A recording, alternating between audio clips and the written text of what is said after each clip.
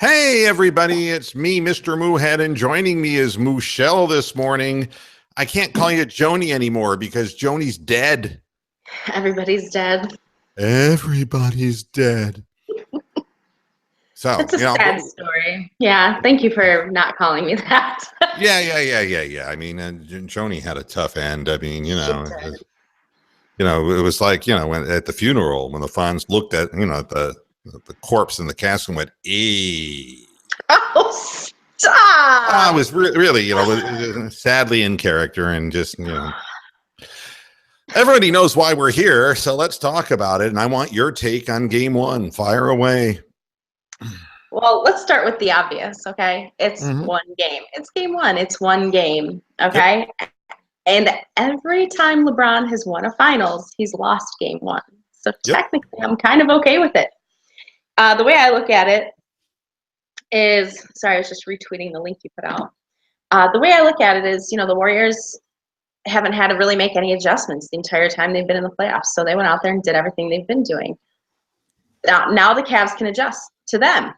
I'm not even remotely worried about it. It's one game. They got a look. They got a feel for it. I think they pretty much gave up two-thirds of the way through. Like middle of the third quarter, you could tell they just weren't going to kill themselves anymore for it. They kind of said, okay, we're going to give them the win. So I think you'll see a lot of adjustments, kind of like they did after the loss in the last round. They came back as a completely different team with a completely different energy, and they made their adjustments defensively, which was most important when they came back in that series. But it's not the end of the world. It's not.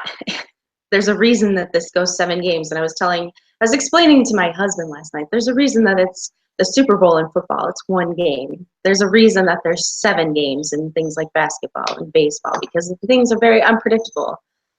And so, I'm not worried about it. Everybody thinks it's the end of the world, but every time LeBron has won the finals, he's lost game one. So that should give you a little bit of optimism in itself, I think. Well, I guess from my perspective, I'm just going to say, what did you expect? Really? When you come out and you give up 11 dunks in a game, 11. When you give up 20 more shots than you've taken, when you're thoroughly dominated defensively and out-rebounded, what would you expect to happen? Now, maybe a better question is why that happened. Why a team that it wasn't like JaVale McGee was in the game that long and that the 7'1" guy was out rebounding us. I mean, Steph Curry was out fighting us for rebounds, for God's sakes. I mean, they were playing harder than we were playing. And you again have to ask yourself, and I know LeBron's famous, we have to get better. I have to get better. He turned the ball over 8 times, and we've seen these games from LeBron before. We just haven't seen them in these playoffs, but we've seen them in the past. Why this happens, why the team comes out seemingly unprepared. What it looked like to me is that the game started out as a scrum. I mean, it was a very physical encounter. Yes. And after about 1 quarter of that physicality, the younger, fresher team, the home team, the team with more confidence realized that they could just blow Cleveland away. Cleveland was playing the wrong kind of game. Getting out the open floor against this team, it was really embarrassing in a lot of respects, turning the ball over and watching Kevin Durant time after time go down the floor and one of our guys confusingly covering the 3-point shooter and just letting Durant go unaccosted to the basket. Happened 3 different times, and there were many times in the game when other guys just ran around their man and just got slam dunks. You're not, the Cavaliers didn't impose themselves in any way from a defensive perspective on Golden State and let them run free in the open court, and they assisted by turning the ball over. Do I think that the Cavaliers will play this badly again? I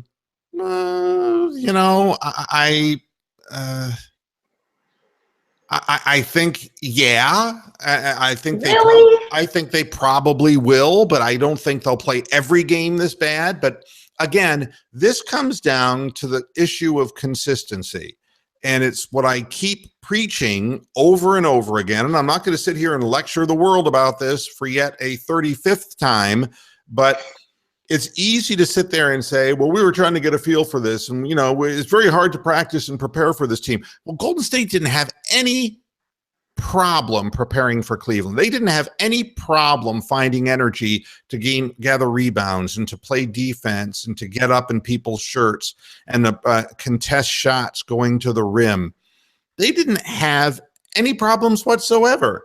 It always seems like it's our guys who, after the game, well, it's hard to practice for a team like this. What it looked like to me is Hagler-Hearns, the fight where both fighters came out of the corner swinging wildly. And you had, that feeling like, wow, this is just a big heavyweight brawl. This is a put up your dukes and slug kind of thing. And somebody is going to wear somebody down.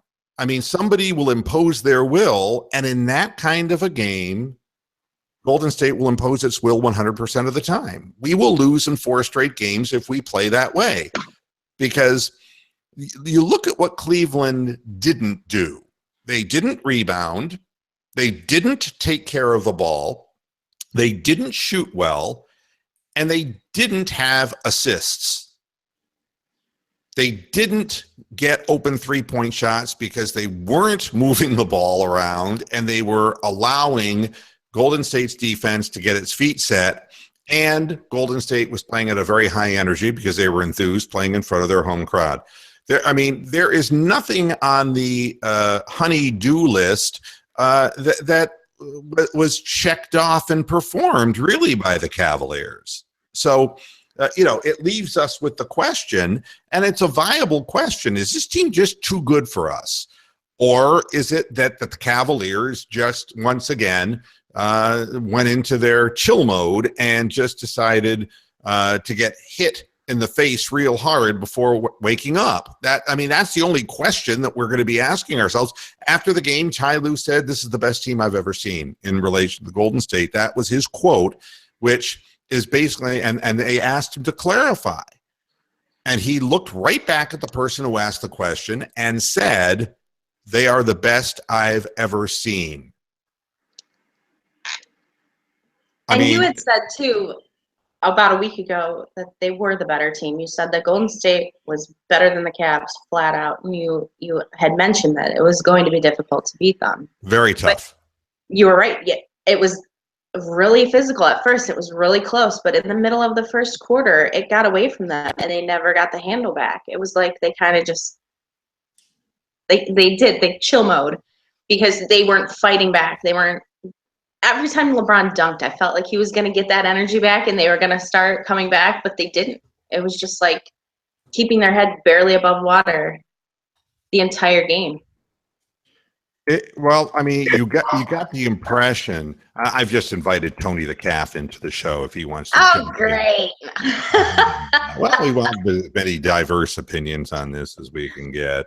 I think it's easy to sit here and Chicken Little it and say the sky is falling, but there are only 2 real possibilities. Either the Cavaliers have it in them and they can wake up and adjust to this, or they're just going to get snowed under. They're just going to get mowed down because they don't have the ability to adapt to what the talent level and depth is of the Golden State Warriors. And everything happens in these types of sports endeavors with who is the team going in playing better. And without a doubt, Golden State is the team that was playing better coming in. Now, I know you'll say, well, one was 12-0, one was 12-1, but the Cavaliers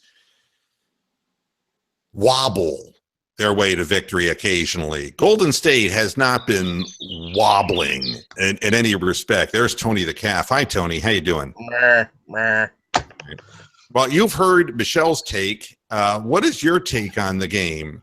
My take is the Cavaliers, their only way to win is they have to grind out these games. They have to focus on defense. They can't run with Golden State. We saw it last night. Golden State ran them out the gym. And it shouldn't have even been close. Golden State missed so many open looks in the early goings of the game where I don't even think Cleveland should have been within 20. I thought that game should have been, 30, 40-point blowout. It looked like the Cavs really didn't care about defense last night. You saw it. They were so concerned about shutting down the open shooters. That's right. That Kevin Durant just had open will at the rim. You saw the famous J.R. Smith play where he's standing right in front of Durant's about to run down the lane. All of a sudden, he just runs to the baseline like he's afraid to step in and take the charge. And I saw it multiple times from LeBron. I saw it multiple times from Kyrie, Shumpert. They were so worried about shooters when they should be worried. They need to be protecting the ball. They didn't stop the ball. I mean, the first thing that you learn is that you've got to stop the ball. And if you don't, especially with somebody as long and quick and athletic, he's a freak athlete too. I mean, look at the size. You can't allow that to happen. But going in, I mean, if you want to paint this with any hope, they were so pathetic, Cleveland, in their defensive effort. They looked confused. They looked ill-prepared. I mean, there are many plays where they looked bewildered because J.R. Smith did it, Kyrie Irving did it, LeBron James did it, where they all were looking to close out on a three-point shooter, or somebody drove the lane and just slammed it. I mean, it wasn't just one of them fucking up. It wasn't like, oh, we're going to point our finger at one guy who keeps, not doing his job. This wasn't a rotational issue. This was an unprepared issue. This is like before the game, somebody said to them, well, just give him the layup because you have to cover the three-point shooter. And in the end, when you play on your heels, that Curry is going to hit the threes anyway. Everything's going to start falling anyway because you've given them the confidence that they need. So, my perspective is I can't imagine everybody being on the wrong page and being so ill-prepared.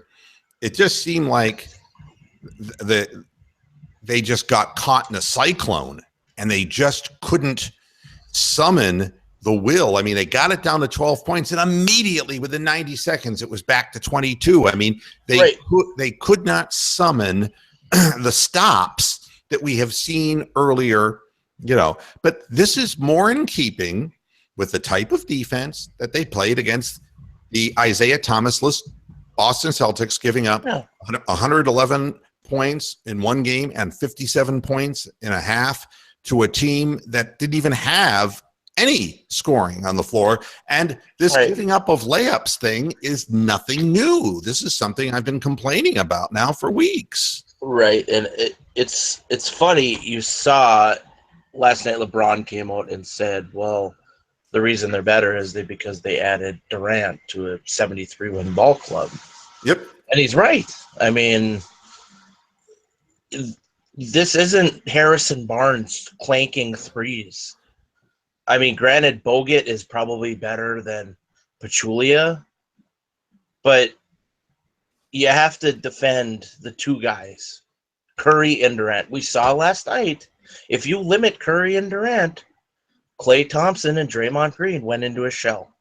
They didn't. But you see, they don't have to. The thing is, and it's the problem you're going to run into. And Michelle, you mark this down that I'm saying this.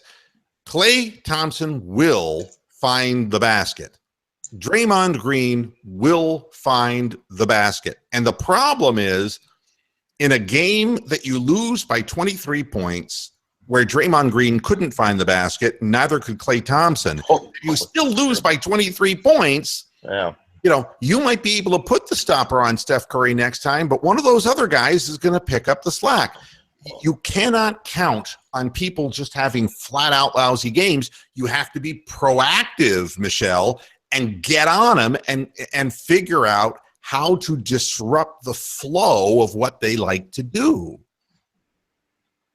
You're absolutely right. And that's one of the things that I realized yesterday. They're basically taking a look. They're going to be able to watch this game for the next 3 days and come up with a plan. And that's going to be the difference between these two teams. You're going to see on Sunday the same Warriors that you saw last night, but you're going to see a completely different Cavs team. I'm almost 100% sure of it, that they will make the adjustments. they will come out completely different energy and they will dominate. Well, Whether they win by 20-some points is fine by me, but they will play harder and they will make the kind of adjustments that they need to. I mean, what did they have yesterday? 3 total rebounds or something? I mean, it was ridiculous. They just weren't hitting the boards at all.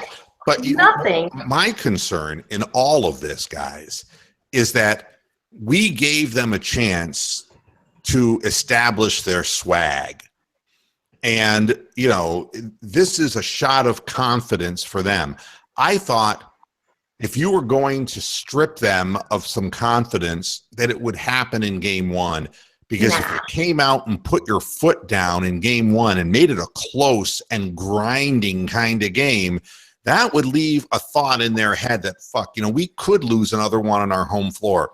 You play a game like they just played, and now the question about Golden State is, are we going to see the championship Golden State Warriors who now have their foot on the Cavaliers' throat, or are you going to see the stupid-ass Stephen Curry, bullshit Stephen Curry, bobblehead asshole who now they think they're so much better that they're overconfident. We saw that last year. I think that's where I disagree with you. I say let them get their early confidence. Let them get overconfident and cocky even by game 2, because when you allow them to become so full of themselves, even their fans, you give them that opportunity to come out on top and just start mouthing off and playing dirty, which it's going to get dirty. It's definitely going to get dirty between these guys. But if you let them out early, you can only stomp on them even harder from there on out. It's even better to take away that confidence, and that's exactly what they're going to do on Sunday. They're going to I let them lull themselves into a false sense of confidence. I'm completely okay with that. And because I love the dumbfounded Steph Curry that chews on his mouth guard, staring at the ceiling, who's unable to figure out anything that's going on around him. That's what you're going to see, and it's going to be beautiful. I got a question for you, Tony. Maybe you have a better answer than I do. 2 years ago, and even a year ago, but mainly 2 years ago, J.R. Smith was a player who, when they would close out hard on him, would put the ball on the floor and would shoot a floater in the lane. Right. Which he refuses to do now. Why? I mean, what is happening with him that because all you're doing is staying in his shirt, and he has the ability to get into the middle of the lane and shoot a floater. Why is he stopped with that? I'm not sure. I think most of it's effort. You saw lackadaisical effort from the whole team. And J.R. Smith's reputation in the past is that he is a lazy thug-type player. But the thing is, it's like he's fallen in love with the lob pass, and everybody knows he's going to do it. I just want to see on one fast break where it's JR and LeBron, that JR would keep the ball and slam it, that he wouldn't try for this, fancy pants pass, that he would just go hard to the rim, that he'd take it to the hole. We need to do things that don't play into the hands of a team that are counting on us to just gun up 3-point shots. We've got to figure out ways of driving and kicking. We were driving, but we were going to the basket and into the weeds, and they're not going to call fouls. This is the fucking finals. You're not going to get ticky-tack calls. If you're going to drive the paint and you're Kyrie and you're LeBron, you cannot, if you're LeBron, leave your feet and throw it back across the opposite way and create a fast break for the other team. You've got to be able to find your spot up, guys. No 3-point activity for Cleveland. Kyle Korver had to shoot the ball from goddamn near half court just to get any shots off whatsoever because there was no drive and kick. So there's a lot Cleveland has to work on between now and Sunday. I almost wonder if what J.R. Smith is doing is being coached. Because we saw it in the early parts of the game when I don't know how many open layups fucking Pachulia had, and he just decided to throw it out to the perimeter. Very strange. Yeah, I mean, that's like Mike Brown saying, don't shoot Zaza. I mean, that looked more like Zaza Gabor than Zaza Pachulia. I mean, Yeah, maybe there is something to it. I mean, maybe they can only get ADD boy JR to do one thing at a time, either walk or chew gum, but not both. So if he's playing defense, but it really is taking away from our team because LeBron and Kyrie cannot shoulder this load. We cannot have JR not scoring, Shumpert marginally scoring. Tristan didn't show up last night, plain and simple. Richard Jefferson, you're going to get a little bit of help from him, but I mean, Darren Williams' shot was just brickaholic last night. He really looked like he was flat. His legs weren't getting underneath him. And I'm wondering, how do you fix that? Do you bench JR? But at the same time, it seemed like last night, Shumpert was on heat check central. I mean, every time he touched the ball, it'd be thrown up at the freaking basket. He was wide open. I mean, look, what was happening in yesterday's game is that the spacing of the Cavaliers offense was just not there. And again, the guy who drove was the guy who tried to finish. And that can't be the case when you have 5 men on the floor. Your spacing has to be such that you find open men and you drive and kick. Sometimes you finish, sometimes you kick.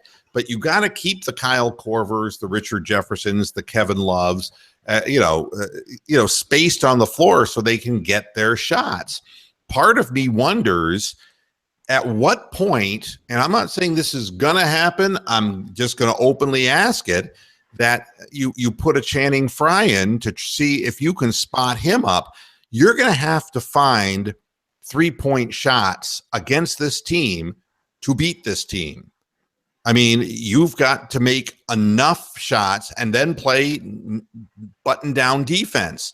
It's very hard just to drive the ball to the hole and try to live at the free throw line, especially if you're not that good a free throw shooting team like the Cavaliers. Right. I don't know how many free throws did LeBron miss? It's like you can't give away easy points He's famous for that, though. When he's not in the zone, he's really good at missing free throws. He's not the one that you want to send up there. When he's not on it, he's not the best one on the team. I'd put Kyrie on the free throw line any day. If my life depended on it, Kyrie's going, I would send up there, Yeah. Korver's an outstanding free throw shooter. But, again, my concern is that if Kyrie is out there dribbling around and like the Tasmanian devil and his back is turned and he's thinking of a way to try to get to the basket himself, he's not involving the other 4 men on this floor. And the same thing with LeBron. You have to be able to see what they're doing, and what they were doing was a zone 2 on one side of the floor so that everybody understands. I played basketball, I've coached basketball. The idea of letting LeBron in, and I'll tell you what they were doing. They were laying off of Kyrie, and they were inviting him to try to drive to the basket by sucking the defense back down into the paint. What they were doing was Kyrie was in a situation where if he went to the basket, 2 or 3 men would collapse on him. In LeBron's instance, LeBron is stronger than Kyrie, and so he uses brute strength. But what they were doing was on the off side of the floor, which is where LeBron likes to sight 3-point spot up shooters. They were running a zone on the other side of the floor so that they were kind of like free safeties, if you will, in football. They were just floaters. They weren't specifically covering a man per se. They were covering a territory. And when LeBron would leave his feet and throw the ball back into that null zone, somebody was there to deflect or pick the pass off. And you saw countless turnovers. Kyrie Irving is going to have to knock down jump shots. He is going to have to get them to come out on him, and then he can initiate the drives and the kicks. But what has to happen is they have to commit a second man onto LeBron and Kyrie, and the spacing on the floor has to be in such a way that we get the ball to them. And we have to look at film and see why that zone 2 was so damn effective and prevented us from getting open 3-point looks. Right. It'll be interesting to see. Like I said before, I'm not sure the Cavs can win a final this year. But they better not get down 3-1 again. No. It ain't happening. It ain't happening again. Look, I mean, their feet are gonna be to the fire this next game, because if they go back to Cleveland down 0-2, and then that Golden State has to play 1 out of 2 good games in Cleveland. And right now, the way it feels is that they could easily beat Cleveland in Cleveland a lot more easily than Cleveland could beat them. But that's the way it felt last year too. So I'm not going to go out on a limb and say we're done, we're finished. I'm just saying that it is mystifying to me personally why, they'll say that all roads lead to Rome. Well, we keep ending up in fucking Rome. We keep talking about a lack of effort, a lack of defense, and then the next game we shore it up, and then when it looks like it's fixed. And I said before, you cannot afford this inconsistency against a team as good as Golden State. You just can't afford it.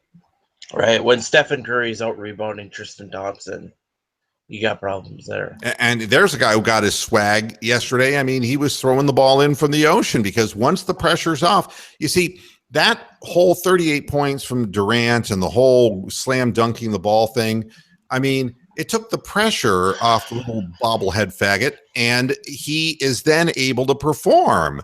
And he did not perform the last 2 finals because all the pressure was on him. And he is a frail little puke of a human being.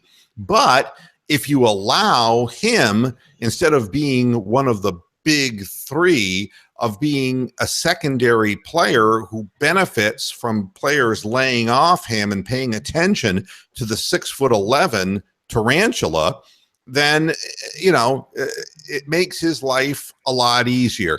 Klay Thompson, on the other hand, is having problems because he's not the go-to guy. He's going through the Kevin Love disease. The first year of having Durant, somebody's shots, what did they say? Somebody's O's got to go. Somebody's shots have to go. And when Kyrie and LeBron got together, Kevin Love knew. It was like, oh, shit, I'm not going to be taking the same number of shots I did in Minnesota. That's for goddamn sure. Well, Klay Thompson saw the same thing. He's like, oh, fuck, man. I'm seeing half of my shots going into Durant's hands. And he just hasn't figured out how to balance it yet. It's the first year that they've been together. So we know that happens to the third guy all the time. But, you got to guard Steph Curry. You can't let Steph Curry just face up to the basket like they did, and he'll just throw them in. It's, you got to shake his confidence somehow. You've got to make him feel you. The defense is what bothered me the most yesterday. Like, I can see them taking shots and missing. They're just going to have an off night shooting, but the defense was so disconnected. You could see 3 guys just standing around when they were shooting at the 3 line. I mean, there was no connection between the defense. It was like they were just kind of lost out there. They weren't playing together. They weren't playing against anybody specifically, and they just seemed so disjointed.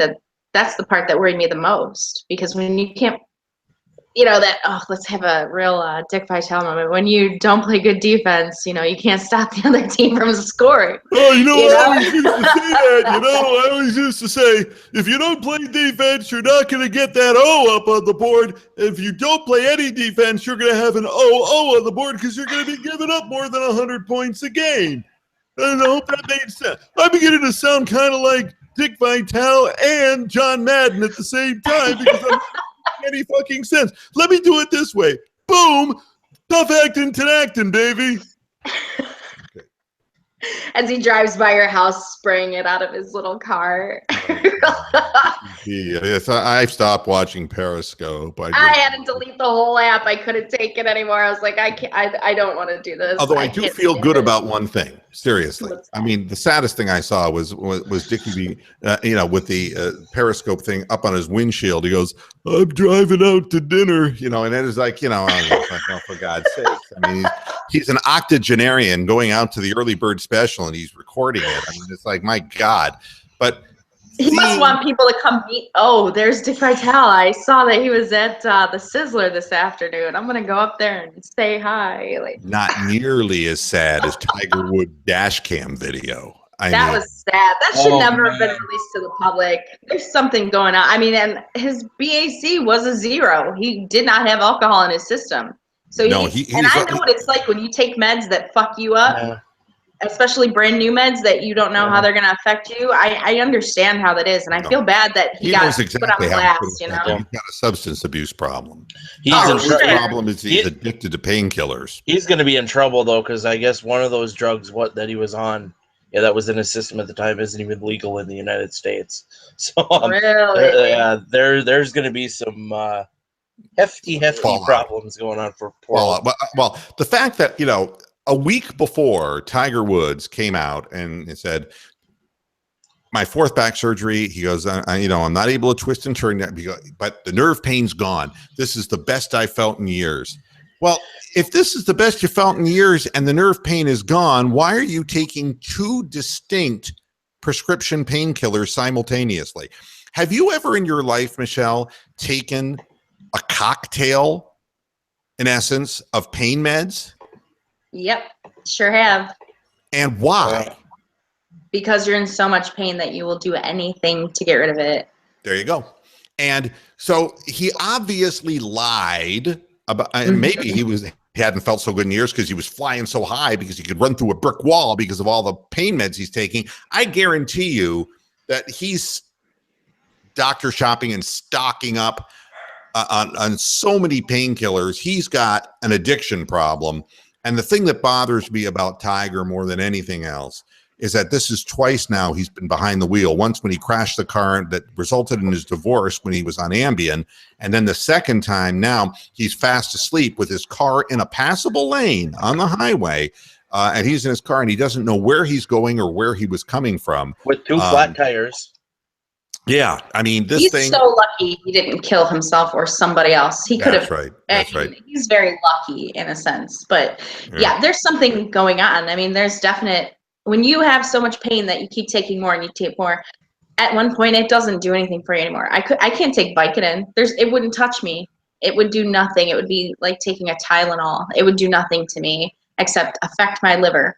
There's so much pain that I live with every day, and I've taken so many different medications to the point where I knew that I had to stop.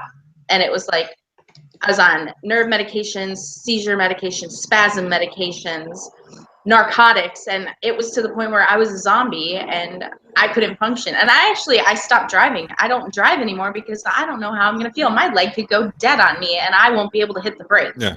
Well, so I mean, that's the other thing I got from the video. The third thing I got from the video, besides Tiger just being non-compos mentis, is that, I mean, look at how he was walking. He looked like an 80-year-old man, and not just because of the painkillers, but his back, the multiple surgeries. All this nonsense about, Tiger's going to play golf again. Fuck that shit. No way.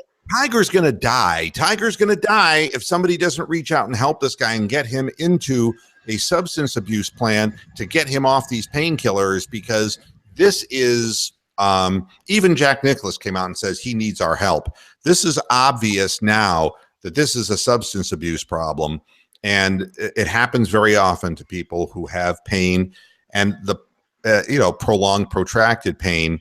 But it also, I mean, let's be honest about Tiger.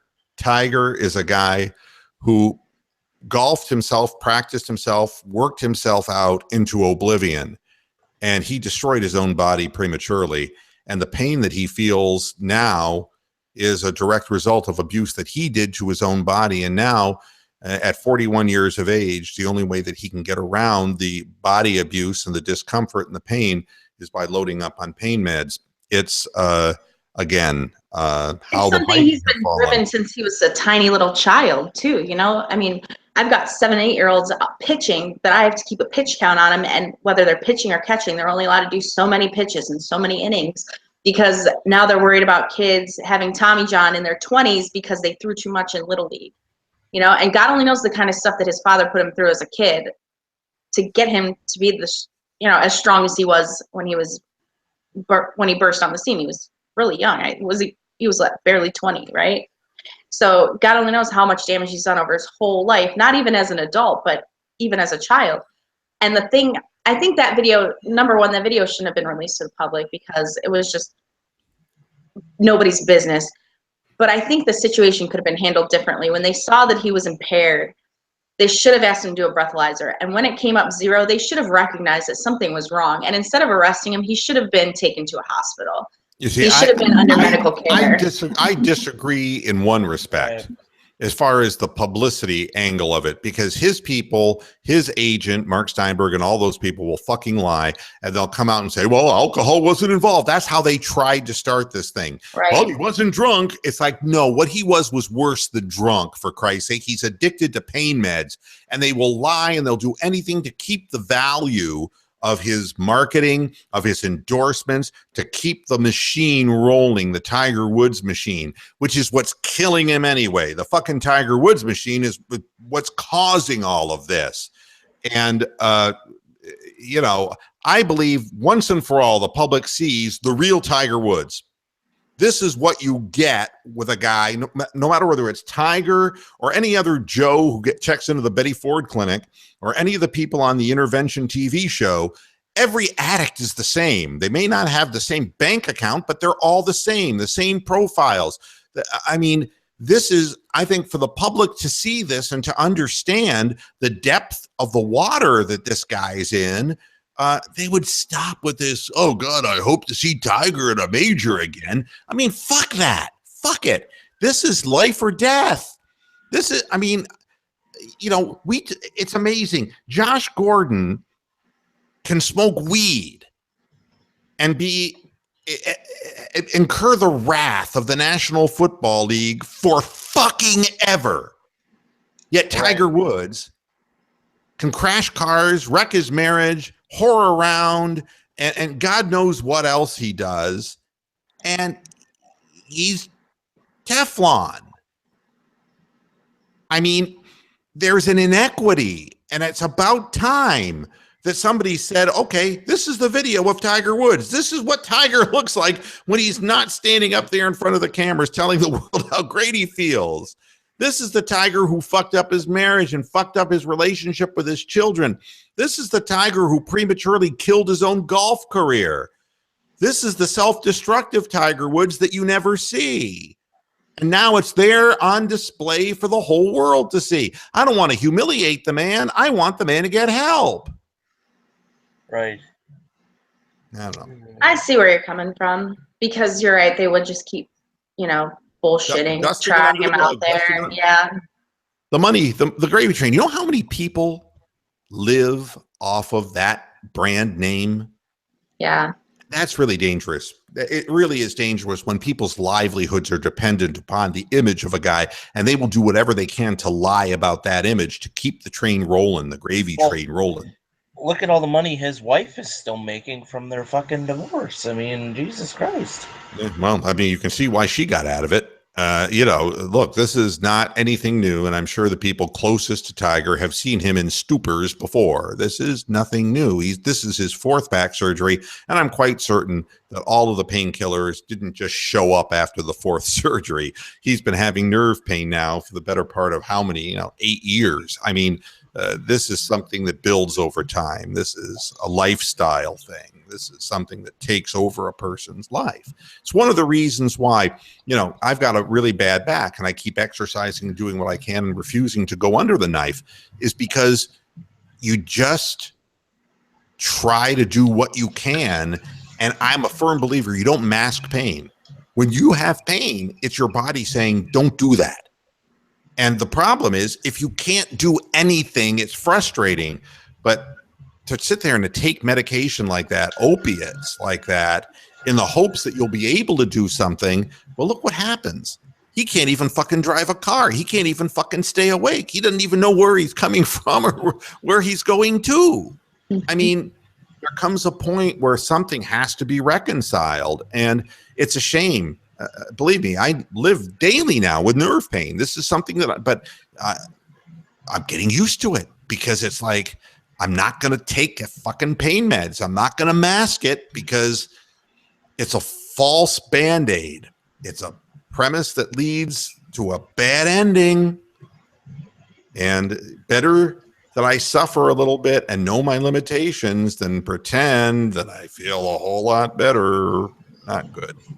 Right. Yeah, I don't take anything for pain anymore because it's pointless. I mean, I could pop 50 milligrams of Vicodin. All it would do is wreck my liver. There's no point to it anymore because it doesn't affect me. You know, that's what happens to everybody. The reason I keep taking increasing dosages is because, I mean, your body will adapt, and it is a frightening escalation. So I got to get out of here and eat my lunch. But, you know, I'm thrilled that both of you joined me today so we could talk about the Cavaliers. And I love Tony in his Cavs jersey with the Golden State poster behind him. It makes me just want to put one of these right in his fucking mouth. Well, I'll tell you, what you should do is shove that headset up his ass, because that way we could go looking for hemorrhoids too. That spelunking headset. Where did you get that? I don't know. I got it on Amazon. It's not the one I ordered. They sent me something totally different, but whatever. Christ, with the glowing lights, it looks like, beat me up, Scotty. Beat me up. And every time Tony's background noise kicks in, it vibrates my headset. So it's like, ooh, well, you should put it somewhere else then. Yeah, no thanks. No, thank you. Jesus. Yeah, take that off. You put that on the hoo-ha and let Tony hum. Oh, no, thank you. I wouldn't give him the pleasure. There'd be no pleasure there. All right, guys. Thanks for jumping in. I appreciate it. Have a good weekend, Moo. Right. We'll see you again come Monday. How's that? Monday sounds good. All right. Perfect. Bye. All right, everybody. Thanks a lot for tuning into this Moohead podcast. Back again on Monday. We'll talk about the fallout from Game 2 on Sunday. Until then, hasta la vista, Pastor Heads. Have a good day.